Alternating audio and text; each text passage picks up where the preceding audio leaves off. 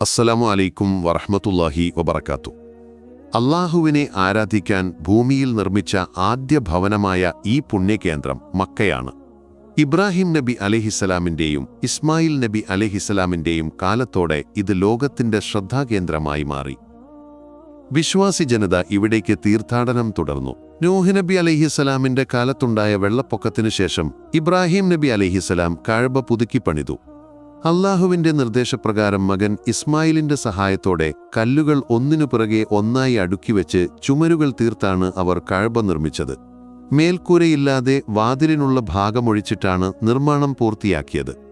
ഈ പുണ്യഗേഹത്തിൻ്റെ നിർമ്മാണത്തെയും പുനർനിർമ്മാണത്തെയും കുറിച്ച് ചരിത്രകാരന്മാർക്കിടയിൽ അഭിപ്രായ വ്യത്യാസമുണ്ട്. മലക്കുകളാണ് കഅബയുടെ ആദ്യ ശില്പികൾ എന്ന് ചില പണ്ഡിതർ അഭിപ്രായപ്പെടുന്നു.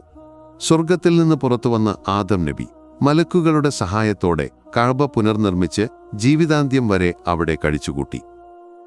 ആദം നബിക്ക് ശേഷം മകൻ ഷീസ് നബിയും കഅബയുടെ പുനർനിർമ്മാണം നടത്തി.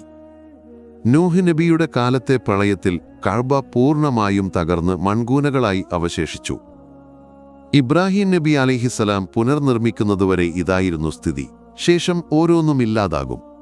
സത്യവിശ്വാസികളെ അല്ലാഹു നേരത്തെ മരിപ്പിക്കും.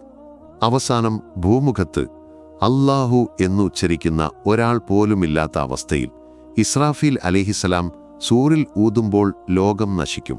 അല്ലാഹു മുഴുവൻ പരീക്ഷണങ്ങളിൽ നിന്നും മുക്തി നൽകട്ടെ. ആമീൻ.